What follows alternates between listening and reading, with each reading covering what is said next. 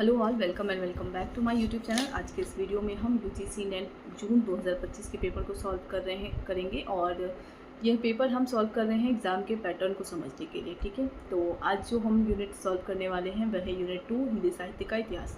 तो इस particular unit के लिए बस मैं यही कहूँगी कि हम प्रश्न तो कर रहे हैं लेकिन इसका कोई पैटर्न नहीं है। ठीक है, जो सवाल आप देखेंगे किसी भी पेपर को, अगर आप किसी भी ईयर के पेपर को देखें तो उसका पर्टिकुलर कोई पैटर्न नहीं है या इस किताब से पूछा जाएगा, तो ऐसा नहीं है। तो इतिहास की तमाम पुस्तकें हैं, आपको जो बेस्ट लगे। तो जो सबसे अगर बेसिक जो किताब है वह रामचंद्र शुक्ल की किताब है और उसी से शुरुआत की जाती है। तो आप उससे इसको प्रारंभ करेंगे पढ़ना, हिंदी साहित्य के इतिहास को। ठीक है, अगर आपको लगता है समय कम है तो कैसी तैयारी कर सकते हैं हम हिंदी साहित्य के इतिहास वाले पोर्शन को। तो समय कम अगर हो तभी आपको रेफर करना है सरस्वती पांडे की एक किताब है और दूसरी किताब है दृष्टि की।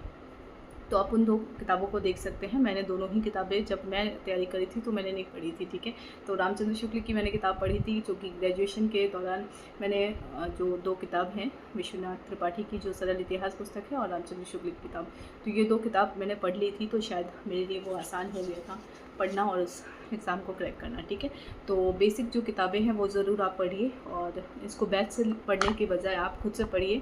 ठीक है, और कोशिश करूँगी अगर आपको इसका सीरीज़ फ्री में चाहिए तो मैं यहाँ पे यूट्यूब वीडियो पे ही इस सीरीज़ को अपलोड कर सकती हूँ। ठीक है, तो आप जैसा कमेंट सेक्शन में रिएक्शन देंगे उसी हिसाब से हम इस सीरीज़ को स्टार्ट कर सकते हैं। ठीक है, तो सबसे पहला जो प्रश्न यहाँ पे पूछा गया है वह आप अगर देखें तो बद्रीनारायण चौधरी प्रेमघर ने किस पत्रिका का संपादन किया था। ठीक है, तो इसका कोई पैटर्न नहीं है कि जो प्रश्न है वो किससे पूछे जाएंगे। तो जैसे मैंने कहा कि हिंदी साहित्य का इतिहास जो है वो 4 कालों में विभक्त है, आदिकाल, भक्तिकाल, रीतिकाल और आधुनिक काल।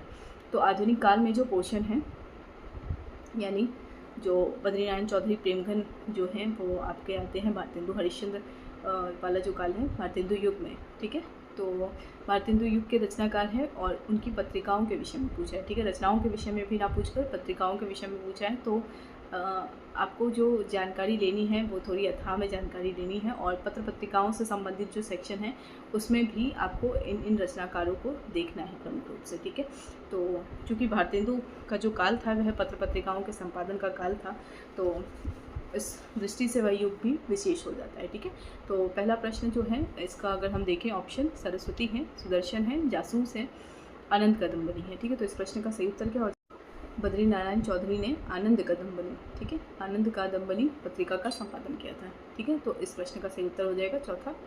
तो इसी तरीके से आपको देखना है इस प्रश्न को। तो इसका कोई पर्टिकुलर पैटर्न नहीं है, जैसे मैंने बताया कि आपको साहित्य के इतिहास की जो मूल किताबें हैं आपको इसी से आपको इसको कवर करना होगा। ठीक है, अगला प्रश्न देख, हाँ, आप अगर टॉपिक के अकॉर्डिंग चलें तो टॉपिक में जैसे पत्रिकाओं का सेक्शन दिया हुआ है, अन्य गद्य विधाओं का सेक्शन दिया हुआ है, उसमें निबंध, आलोचना, तो ये जो है वो आप प्रमुख जो पत्रिकाएं हैं वो देख सकते हैं, या फिर आलोचना ग्रंथ में जो प्रमुख रचनाएं हैं उन्हें देख सकते हैं। और आपको ध्यान क्या रखना है जब आप आलोचना पढ़ रहे हो या निबंध पढ़ रहे हो या फिर उपन्यास पढ़ रहे हो, तो जो रचनाकार आपके सिलेबस में लगे हुए हैं एटलीस्ट आपको उनकी रचनाओं को, उनकी समस्त रचनाओं को, ठीक है, चाहे वो निबंध हो, चाहे वो कहानी हो, चाहे वो उपन्यास हो, तो आप उनकी समस्त रचनाओं को आपको ज़रूर देखना है। ठीक है, प्रकाशन वर्ष के साथ देखना है और क्रमवार याद करना है। ठीक है, उसे प्रकाशन वर्ष के अनुरूप आपको उसको याद करना है। ठीक है, तो इस प्रश्न को अगर हम देखें तो सूची 1 को सूची 2 से मिलान करना है जिसमें स्थापना और प्रकाशन पूछा गया है। ठीक है, तो संस्थाएं भी हैं और जो आपकी पत्रिकाएं हैं वो भी हैं, उसका जो प्रकाशन वर्ष है वो भी सूची 2 में दिया गया है। तो पहला है उदंत मार्टन का प्रकाशन पूछा गया है, दूसरा सरस्वती पत्रिका का प्रकाशन पूछा गया है, तीसरा हिंदी साहित्य सम्मेलन प्रयाग की स्थापना कब हुई थी यह पूछा गया है, चौथा है नागरिक प्रचारणी सभा की स्थापना कब हुई थी यह पूछा गया है। तो ये सारे प्रश्न अगर आप देखोगे तो अगर आप हिंदी साहित्य के इतिहास के पोर्शन को अगर स्ट्रॉन्ग करना चाहो तो यह भी एक तरीका हो सकता है। आप प्रीवियस ईयर क्वेश्चन को बहुत अच्छे से प्रैक्टिस करो। ठीक है, यानी अगर आपने उस अकॉर्डिंग प्रीवियस ईयर क्वेश्चन को किया, जैसे मैं आपको बता रही हूँ कि जैसे अगर एक प्रश्न है तो बाकी प्रश्न किसका है, मतलब बाकी जो ऑप्शन दिए गए हैं वो किस रचनाकार के हैं या फिर वो कृति क्यों गलत हो गई, इस दृष्टि से अगर आप देखें तो आपका जो नॉलेज है ना वो इन्हांस होगा। ठीक है, तो जो यूनिट 2 वाले जो प्रश्न हैं, यानी जब आप प्रीवियस ईयर क्वेश्चन करेंगे तो आपको पता चल जाएगा कि कौन कौन से जो प्रश्न थे वो यूनिट 2 से संबंधित थे। तो यूनिट 2 के संबंध जो प्रश्न हैं उनको ऑप्शन के ज़रिए भी आप तैयार करेंगे, तो आपका जो ये वाला जो पार्ट है हिंदी साहित्य का इतिहास वाला जो पार्ट है वो स्ट्रॉन्ग हो जाएगा। तो इस प्रश्न का अगर हम सही आंसर दें तो इसका सही आंसर हो जाएगा पहला, यानी उदंत महाटन का प्रकाशन 1826 में हुआ है। सरस्वती पत्रिका जो है वह 1900 में आई है। हिंदी साहित्य सम्मेलन प्रयाग की स्थापना 1910 में हुई है और 1893 में नागरी पिचानी सभा है। ठीक है, ध्यान देंगे आप, सभा है 93 में, अगर पत्रिका होता तो पत्रिका 96। ठीक है, नागरी पिचानी पत्रिका होता तो पत्रिका 1896 होता। ठीक है, अगला देखते हैं प्रश्न। अगला प्रश्न है, छायावादी कवियों की कल्पना लोक की उड़ान अपनी अक्षमता की पूर्ति का प्रयास है। यह किसका कथन है? ऑप्शन है जैनेन्द्र, ऑप्शन 2 है अज्ञेय, ऑप्शन 3 है देवराज, ऑप्शन 4 है इलाचंद जोशी। तो इस प्रश्न का सही उत्तर क्या हो जाएगा? इलाचंद जोशी। ठीक है, तो ये प्रश्न कहाँ से पूछा गया, किस पुस्तक से पूछा गया, यह ढूंढना अगर आपको है तो आप तमाम जो इतिहास की पुस्तकें हैं उनको देख सकते हैं। तो कुछ किताब भी, जैसे बच्चन सिंह की एक किताब है तो वो आप देख सकते हैं, उसमें से भी प्रश्न देख सकते हैं। ठीक है, तो अगर UGC नेट के तैयारी की अगर मैं बात करूँ तो सिर्फ आपको इतिहास की किताबें ही नहीं पढ़नी है। ठीक है, तो ऐसा भी नहीं है कि आपको सारे प्रश्न ही आएंगे। अगर सिलेबस में अगर हम एग्ज़ाम में बैठे हैं तो एग्ज़ाम में 100 के 100 प्रश्न आपको आएँ, ऐसा भी नहीं होता है, चाहे आप कितनी भी किताबें पढ़ लें। ठीक है, कुछ एक प्रश्न ऐसा ज़रूर होगा जो बहुत हार्ड जो होता है ना, वो हो सकता है प्रश्न, तो वो किसी को भी नहीं आएगा। ठीक है, ऐसे प्रश्न तो कोशिश करना है कि अपनी जो बाकी यूनिट्स है उसको कंप्लीट करना है। ये नहीं कि आपको 3-4 किताबें बता दी गई है इतिहास की तो आप उसी के चक्कर में पड़े रहें और उसी को कंप्लीट करने के पीछे पड़े हैं। ठीक है, तो पेपर के पैटर्न को देखते हुए आपको जिस यूनिट को लगता है पहले कवर कर लेना चाहिए एग्ज़ाम के पॉइंट ऑफ व्यू से, तो वो आप देख सकते हैं। ठीक है, और प्रीवियस ईयर क्वेश्चन को अगर आप प्रैक्टिस करेंगे तो कुछ चीज़ें वहाँ से भी आसान हो सकती है। ठीक है, तो अगर फ़िलहाल आपको इतिहास की जो पुस्तक आपको रेफ़र करनी है वो आचार्य रामचंद्र शुक्ल की किताब है। ठीक है, तो इस प्रश्न का सही उत्तर क्या हो जाएगा? इलाचंद जोशी। ठीक है, छायावादी कवियों की कल्पना लोक की उड़ान अपनी अक्षमता की पूर्ति का प्रयास है। अगला प्रश्न देखते हैं। अगला प्रश्न है, सूची 1 को सूची 2 से मिलान करना है जिसमें कवि और कृति है। ठीक है, तो कवि और कृति में कवि जो है मोहनलाल महतो वियोगी हैं, दूसरे हैं रामेश्वर शुक्ल अंचल, तीसरे हैं भगवती चरण वर्मा और चौथे हैं नरेंद्र शर्मा। तो ये बिल्कुल हिंदी साहित्य का इतिहास जो सेक्शन है, इसमें आधुनिक काल वाला जो पोर्शन है, जिसमें पद्य वाला जो अगर हम देखें तो पद्य वाले सेक्शन से ये प्रश्न पूछे गए हैं। कृति है मधुकर्ण, शूल फूल और निर्माल्य और अपराजिता। ठीक है, तो इस प्रश्न का सही उत्तर क्या हो जाएगा? इस प्रश्न का सही उत्तर होगा दूसरा, यानी मोहनलाल महतो वियोगी की रचना है निर्माल्य, और रामेश्वर शुक्ल अंचल की अगर हम रचना देखें तो वो है अपराजिता। भगवती चरण वर्मा की कृति जो है वह है मधुकर्ण, और नरेंद्र शर्मा की जो कृति है वह है शूल फूल। ठीक है, मोहनलाल महतो वियोगी के निर्माल्य, रामेश्वर शुक्ल अंचल का अपराजिता, और भगवती चरण वर्मा का मधुकर्ण और नरेंद्र शर्मा का शूल फूल। ठीक है, ये कृति है, तो ये आप देख सकते हैं। अगला प्रश्न है, रचनाकार हैं और एक सूची में रचना है। ठीक है, तो रचनाकार में है अयोध्या सिंह उपाध्याय हरिऔध, लाला श्रीनिवास दास, राधाचरण गोस्वामी और बालकृष्ण भट्ट। दूसरी रचना, अगर हम दूसरी सूची की बात करें तो उसमें रचना है प्रहलाद चरित्र, दूसरा है प्रद्युम्न विजय, तीसरे हैं दमयंती स्वयंवर और चौथा है अमर सिंह राठौर। तो इस प्रश्न का सही उत्तर है पहला, यानी अयोध्या सिंह उपाध्याय का है प्रद्युम्न विजय। ठीक है,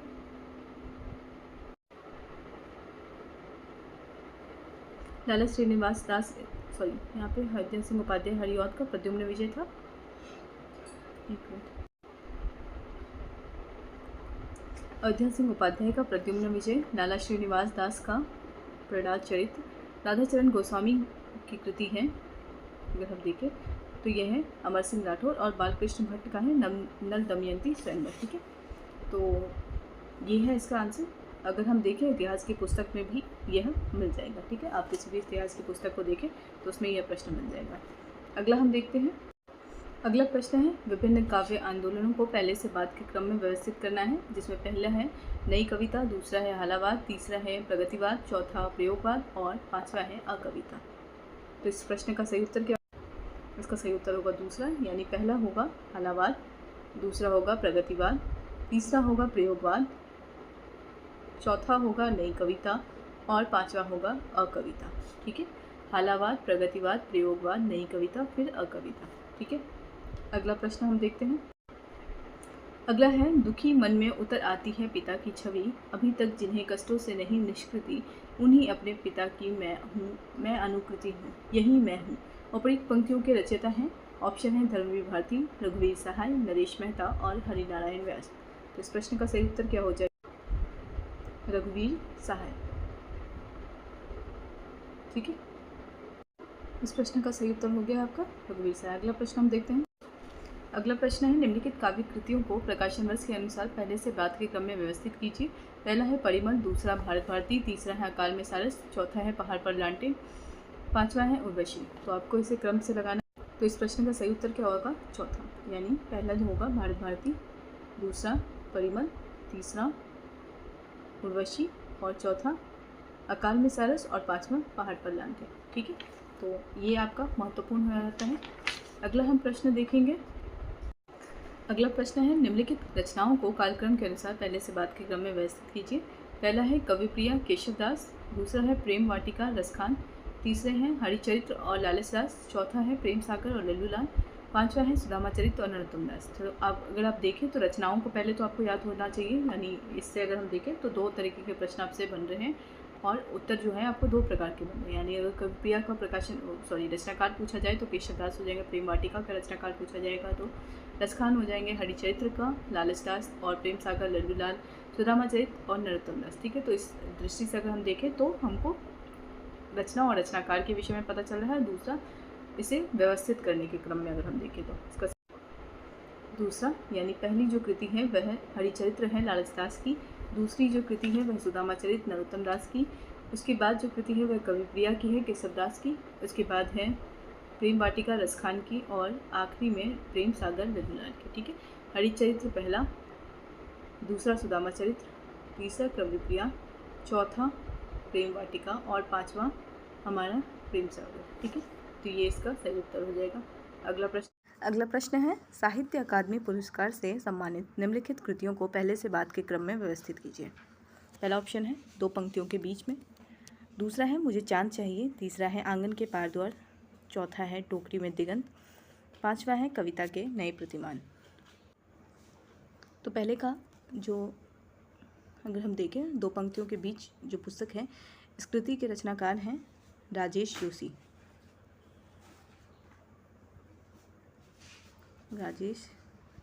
जोशी। टोकरी में दिगंत अनामिका, आंगन के पार द्वार अज्ञे, मुझे चांद चाहिए सुरेंद्र वर्मा। ठीक है, मुझे चांद चाहिए सुरेंद्र वर्मा। कविता के नए प्रतिमान नामवर सिंह। ठीक है, तो ये हमने जान लिया इसके रचनाकार कौन है। ठीक है, अब हमें जानना क्या है, इसे व्यवस्थित क्रम में लगाना है। तो इस प्रश्न का सही उत्तर क्या होगा? पहला, यानी आंगन के पार द्वार जो कृति है इसे सबसे पहले साहित्य अकादमी पुरस्कार मिला हुआ था। उसके बाद कविता के प्रतिमान को, कविता के नए प्रतिमान को, फिर मुझे चांद चाहिए, उसके बाद दो पंक्तियों के बीच में और टोकरी में दिगंत। ठीक है, तो पहला क्या हो जाएगा? आंगन के पार द्वार पहला, दूसरा कविता के नए प्रतिमान, तीसरा मुझे चांद चाहिए, चौथा दो पंक्तियों के बीच में और पांचवा टोकरी में दिगंत। ठीक है, रचनाकार आपको मालूम हो गया। तो इस प्रश्न का सही उत्तर क्या हो जाएगा? पहला। तो इस तरीके से देखना है, साहित्य अकादमी से पुरस्कृत जितनी भी रचनाएं हैं उसका क्रम आपको याद रखना है, प्लस आपको क्या याद रखना है कि कौन सी कृति है और उसके रचनाकार कौन है, प्लस आपको विधा भी याद रखनी है और किस वर्ष उसे साहित्य अकादमी मिला है यह भी याद रखना है। ठीक है, तो ये एक महत्वपूर्ण जो तथ्य है वो आपको याद रखना है पुरस्कार से संबंधित। ठीक है, अगला प्रश्न देखते हैं। अगला प्रश्न है, बीजक में संकलित रमैनियाँ किस छंद में लिखी गई हैं? तो अगर हम बात करें तो बीजक क्या है? कबीर की है ना रचना का नाम है, और इसमें अगर हम देखें तो साखी है, सबद है और फिर रमैनी है। साखी, सबद, रमैनी। जो साखी है वो दोहा में है, जो सबद है वो पदबंध है, और जो रमैनी है ये दोहा और चौपाई दोनों में है। ठीक है, तो इस प्रश्न का सही उत्तर क्या हो जाएगा? तीसरा और चौथा। तो दोहा और चौपाई दोनों में ही बीजक में जो संकलित रमैनियाँ हैं वो दोहा और चौपाई दोनों छंदों में है। ठीक है, तो इस प्रश्न का सही उत्तर क्या हो जाएगा? तीसरा और चौथा। अगला प्रश्न देखते हैं। अगला प्रश्न है सूची 1 को सूची 2 से सुमेलित करें। सूची 1 है पंक्तियाँ हैं, सूची 2 भी पंक्तियाँ हैं। ठीक है, देह दुल्हिया की बढ़े, दूसरी है कानन चारी नैन मृग, तीसरा है भरे भौन में करत है, चौथा है चितवनी रूखे दृगन की। इधर है सूची 2 में अगर हम देखें तो हासी बिनु मुस्कानी, नैननु ही सब बात, जो जोबन ज्योति, नागर नरु शिकार। तो ये जो तमाम पंक्तियां हैं ये बिहारी के दोहे से संकलित है, यानी बिहारी जो सच्चाई है उससे उद्धृत है। ठीक है,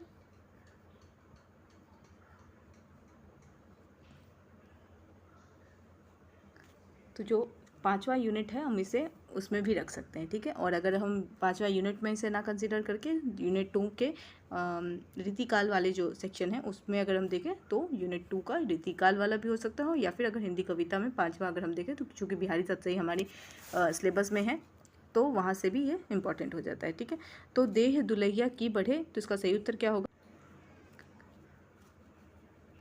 इसका सही उत्तर हो जाएगा जो जोबन ज्योति। देह दुल्हिया की बढ़े, जो जोबन ज्योति। तो इस प्रश्न का जो अगर हम देखें क्रम जो है वो होने वाला है दूसरा।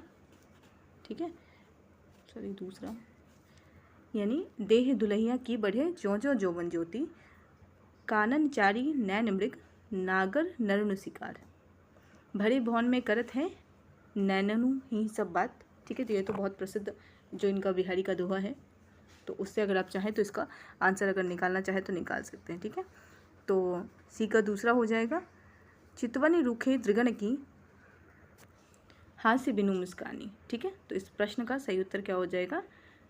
दूसरा।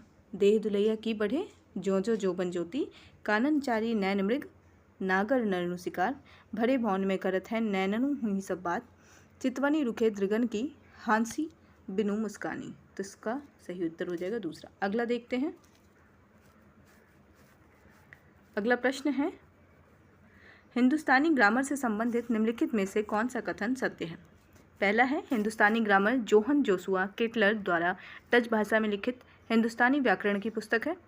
दूसरा है हिंदुस्तानी ग्रामर पुस्तक 1689 में लिखी गई। अगला है हिंदुस्तानी ग्रामर पुस्तक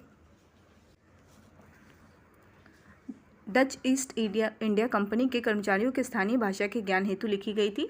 चौथा है यह पुस्तक देवनागरी लिपि में लिखी गई है। पांचवा है इसमें ब्राह्मणों द्वारा व्यवहृत लिपि का नाम उन्होंने अक्षर नागरी बताया है। तो इसका सही उत्तर क्या होगा? तो इस प्रश्न का सही उत्तर क्या होगा? ए और सी, यानी जो पहला और तीसरा जो कथन है वह सत्य है। हिंदुस्तानी ग्रामर जो है वह जोहन जेसुआ केटलर द्वारा डच भाषा में लिखित हिंदुस्तानी व्याकरण की पुस्तक है। तो ये जो कथन है ये सही है हिंदुस्तानी ग्रामर से संबंधित।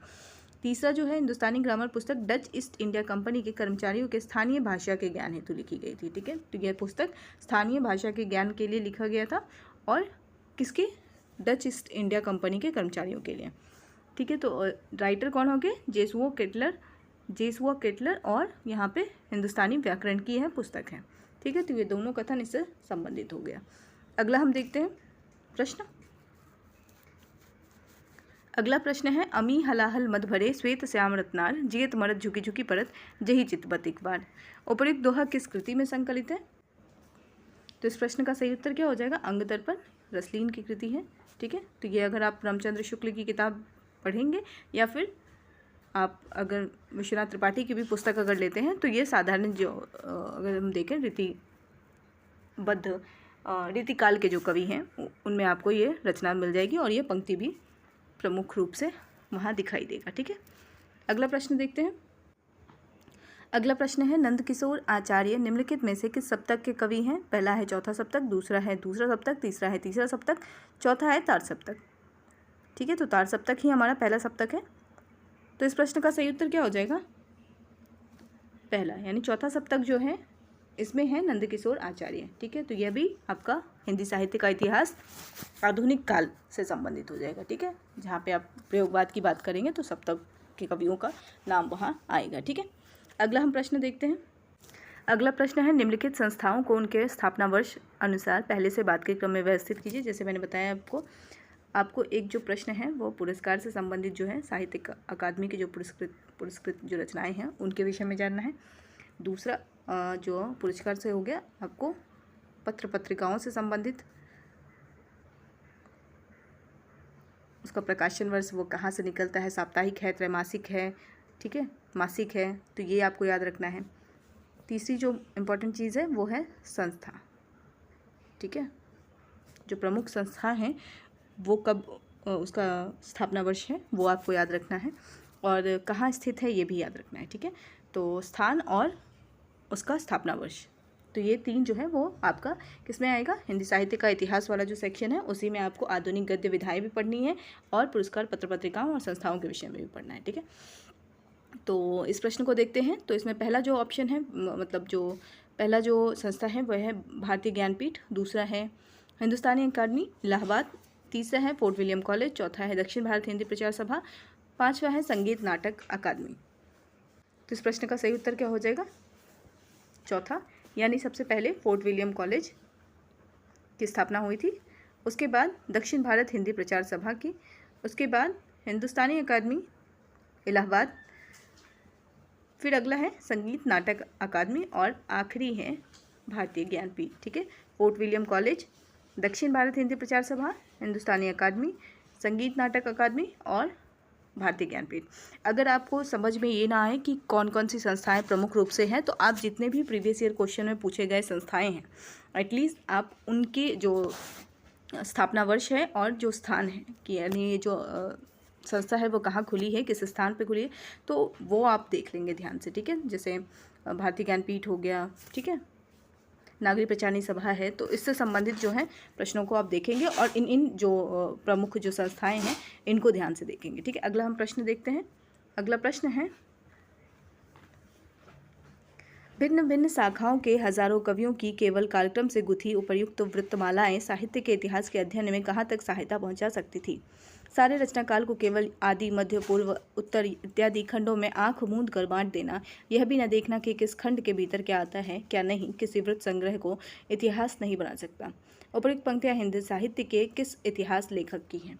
तो ये जो पंक्ति है वह आचार्य रामचंद्र शुक्ल ने अपने हिंदी साहित्य के इतिहास में लिखा है, और किसके संबंध में लिखा है, मिश्र बंधु विनोद की जो पुस्तक है, मिश्र बंधुओं की जो पुस्तक है, मिश्र बंधु विनोद, ठीक है, मिश्र बंधुओं की जो पुस्तक है मिश्र बंधु विनोद। तो वृत्त संग्रह इन्होंने मिश्र बंधु विनोद को कहा है, ठीक है। तो रामचंद्र शुक्ल की जो किताब है वह इस दृष्टि से भी महत्वपूर्ण हो जाती है क्योंकि उससे जो प्रश्न है वो शुक्ल के कथन वाले भी प्रश्न पूछे जाते हैं। जो आपके सिलेबस में जो रचनाकार लगे हुए हैं, जैसे अगर बिहारी, तुलसी, इनके संदर्भ में अगर हम बात करें तो उनके भी कोटेशन को कभी कभी पूछ लिया जाता है, यानी कि शिल्प और उनके जो काव्यगत विशेषताएं हैं उनको रामचंद्र शुक्ल के अनुसार उनकी दृष्टि में वो क्या मानते हैं, यानी अगर तुलसीदास की बात करें, तुलसीदास को वो कैसा कवि मानते हैं, तो ऐसे प्रश्न जो हैं वो डायरेक्ट पूछ लिए जाते हैं शुक्ल की पुस्तक से, ठीक है। या फिर अगर रचनाओं की बात करें, जैसे अभी अंग दर्पण रसलीन की जो पंक्ति थी वह भी उसी से उद्धृत है। तो शुक्ल की जो किताब है वो आप हिंदी साहित्य के इतिहास वाला जो सेक्शन है उसके लिए आप उसको पढ़ सकते हैं, ठीक है। अगला प्रश्न हम देखते हैं। अगला प्रश्न है, सूची 1 को सूची 2 से मिलान करें।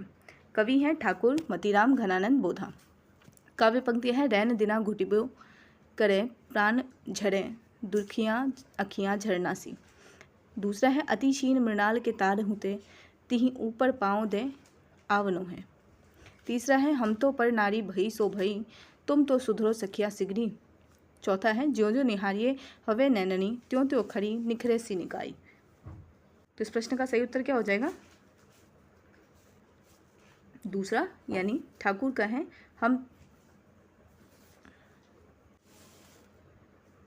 हम तो पर नारी भई सो भई तुम तो सुधरो सखिया सिगनी। मतीराम की पंक्ति है, जो जो निहारिये हवे नैननी त्यों त्यों खरी निखरी सी निकाई। घनानंद की पंक्ति है, रैन दिना घुटिबो करे प्राण झरे दुखियाँ अखियाँ झरना सी। बोधा है कि अति क्षीण मृणाल के तार हो तो तिहि ऊपर पाँव दे आवनो है, ठीक है। तो इस प्रश्न का सही उत्तर क्या हो जाएगा, दूसरा। अगला हम देखते हैं।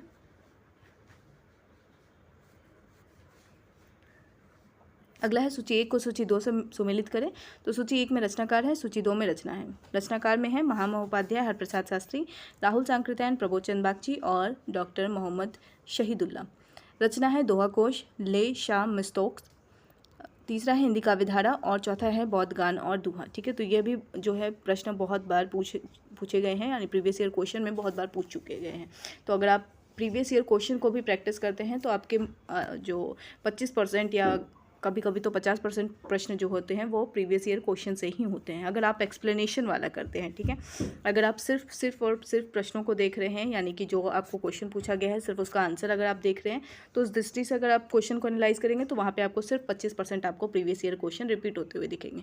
लेकिन जब आप क्वेश्चन को ये भी देखेंगे कि जो पहला अगर आंसर उसका सही है तो बाकी के 3 सही क्यों नहीं, अगर इस दृष्टि से अगर आप प्रीवियस ईयर क्वेश्चन को सॉल्व करते हैं तो आपको 50% से ज़्यादा क्वेश्चन जो है वो प्रीवियस ईयर क्वेश्चन से ही रिपीटेड लगेंगे। ठीक है, तो इसको आप उस तरीके से ही करेंगे, यानी प्रीवियस ईयर क्वेश्चन को। ठीक है, अगला जो प्रश्न है रचनाकार और रचना का, तो इस प्रश्न का सही उत्तर हो जाएगा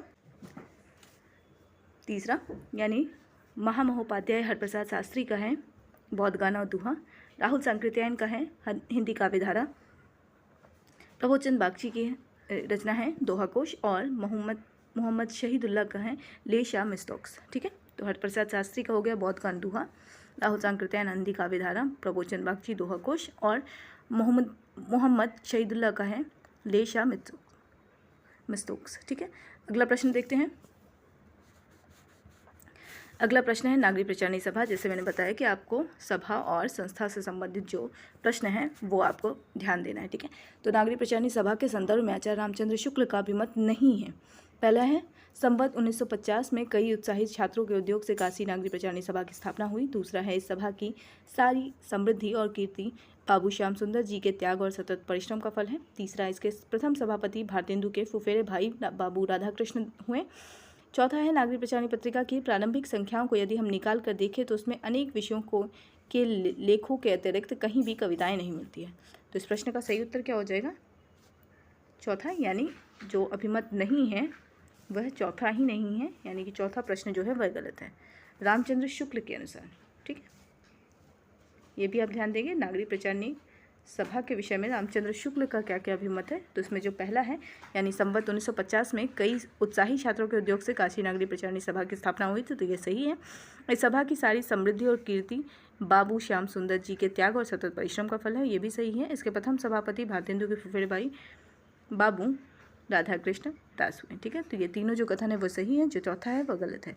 अगला प्रश्न देखते हैं। अगला प्रश्न है हमारा,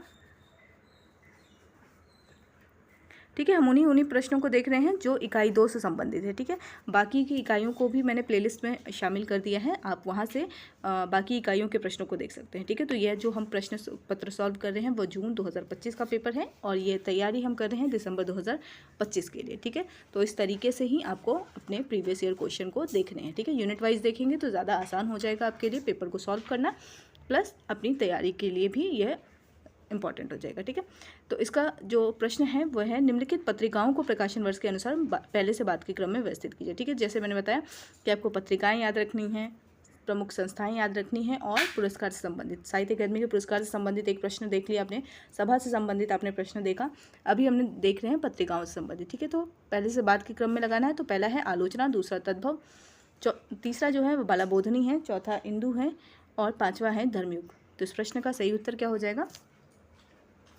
दूसरा, यानी बालाबोधनी पहला है, यानी क्रम में, प्रकाशन क्रम में जो बालाबोधनी है वो पहले आएगा, फिर उसके बाद इंदु, फिर उसके बाद धर्मयुग।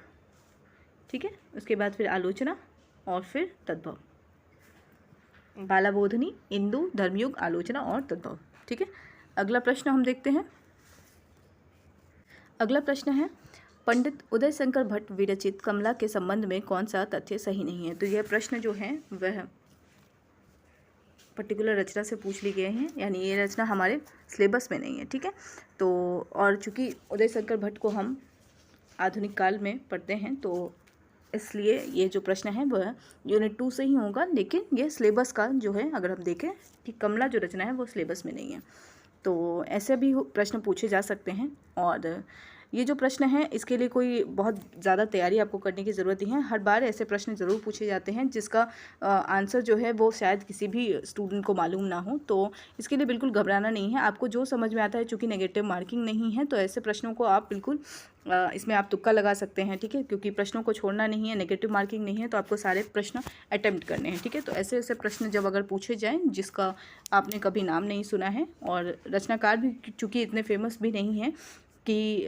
उनकी रचनाओं को देखा जाए, तो इसलिए यह जो प्रश्न है इसको आप अगर देखें तो इसमें यह तुक्का वाला प्रश्न है, ठीक है। इसमें आप छोड़ना नहीं है बस इन सब प्रश्नों को, ठीक है। तो इसका अगर हम सही उत्तर देखें तो इस प्रश्न का क्या है, पंडित उदयशंकर भट्ट विरचित कमला के संबंध में कौन सा तथ्य सही नहीं है, ठीक है। तो सही नहीं है अगर प्रश्न पूछा जाए तो पहला है, कमला भट्ट जी की प्रथम प्रकाशित काव्यकृति है। यह एक सामाजिक नाटक है। इसमें किसान आंदोलन का वर्णन किया गया है। इसमें सामाजिक असामंजस्य का मार्मिक चित्रण है, ठीक है। तो इस प्रश्न का सही उत्तर क्या हो जाएगा कि यह एक सामाजिक नाटक है। यह जो तथ्य है यह गलत है, सॉरी। तो यह जो कमला भट्ट जी की प्रथम प्रकाशित काव्यकृति नहीं है, ठीक है। तो अगर आपको, जैसे अगर आपने आधुनिक काल पढ़ा, आधुनिक काल में अगर आप देखें तो जो रचनाकार हैं उनकी पहली कृति जो है अगर आप देखें तो उस तरीके से भी आप इस प्रश्न को सॉल्व कर सकते हैं, ठीक है। अगर आपको पहली कृति जो रचनाकार की याद हो तो अगर जैसे अगर उदयशंकर भट्ट की आपको पहली कृति मालूम होती तो शायद आप इस प्रश्न का उत्तर सही लगा सकते थे, ठीक है। तो कमला जो है वो भट्ट जी की प्रथम प्रकाशित काव्यकृति नहीं है। यह एक सामाजिक नाटक है, यह सही है। और किसान आंदोलन का वर्णन किया गया है इसमें, और इसमें सामाजिक असामंजस्य का मार्मिक चित्रण किया गया है। तो इस प्रश्न का जो सही उत्तर है यानी कि नहीं तथ्य सही है वह पहला है, ठीक है। अगला प्रश्न देखते हैं। अगला प्रश्न है, खरी बोली की निम्नलिखित रचनाओं के संबंध में कौन सा एक कथन असत्य है। पहला है, अकबर के समय में गंग कवि ने चंद छंद वर्णन की कृति नामक एक काव्य पुस्तक खरी बोली में लिखी थी। दूसरा है, संवत 1798 में रामप्रसाद निरंजनी ने भाषा योग वशिष्ठ नामक ग्रंथ खरी बोली में लिखी थी। तीसरा है, खरी बोली में लिखित पहला महाकाव्य हरिऔध कृत प्रिय प्रवास है। चौथा है, लल्लूलाल विरचित प्रेम सागर खरी बोली की आरंभिक रचनाओं में परिगणित है, ठीक है। तो अगर हम खरी बोली के हिसाब से देखें तो ये जो रचना है, मतलब अगर हम इसको लें तो यह भाषा वाले प्रश्न में आएगा, ठीक है, यूनिट 1 में आएगा। लेकिन अगर हम इसे ये देखें कि जो भारतेंदु युग के संदर्भ में अगर हम इसे देखें कि भारतेंदु युग से इसका प्रारंभ हुआ है तो हम इसे यूनिट 2 में भी काउंट कर सकते हैं, ठीक है। तो कुछ प्रश्न ऐसे भी होते हैं जो हम दोनों यूनिट में काउंट कर सकते हैं। जैसे अगर बिहारी के संदर्भ में अगर कोई प्रश्न हो तो उसे हम यूनिट 5 में भी ले सकते हैं या फिर यूनिट 2 में भी ले सकते हैं, ठीक है। तो अभी फ़िलहाल अगर हम देखें तो इसको हमने यूनिट 2 में ही रखा है। तो इसका सही उत्तर क्या होगा, तो जो पहला वाला जो कथन है वह असत्य है। अकबर के समय में गंग कवि ने चंद छंद वर्णन की महिमा है, ठीक है, कृति नहीं है वहाँ, नामक एक काव्य पुस्तक खरी बोली में लिखी थी, ठीक है। संवत 1798, तो ये पहला वाला जो है वो गलत हो गया। संवत 1798 में रामप्रसाद निरंजनी ने भाषा योग वशिष्ठ नामक ग्रंथ खरी बोली में लिखी, ये सही है। खरी बोली में लिखित महाकाव्य हरिऔध कृत प्रिय प्रवास है और लल्लूलाल विरचित प्रेम सागर खरी बोली के आरंभिक रचनाओं में परिगणित है। तो ये तीनों जो हैं कथन वह सही हैं, जो पहला है वह गलत है। तो प्रश्न के अनुसार अगर हम देखें तो पहला वाला उत्तर क्या हो जाएगा, सही हो जाएगा। तो ये प्रश्न थे आपका यूनिट 2 से। तो आप इन सभी यूनिट्स के प्रश्नों को एक बार ध्यान से देखेंगे और किस तरीके से आपको इसे पढ़ना है ये चीज़ भी जो है वो मैंने वीडियो में बताया है, तो आप उसको भी फॉलो करेंगे, ठीक है। तो वीडियो को एंड तक देखने के लिए थैंक यू सो मच। कोई भी डाउट हो तो वीडियो के कमेंट सेक्शन में आप पूछ सकते हैं। वीडियो को यहीं पे एंड करते हैं।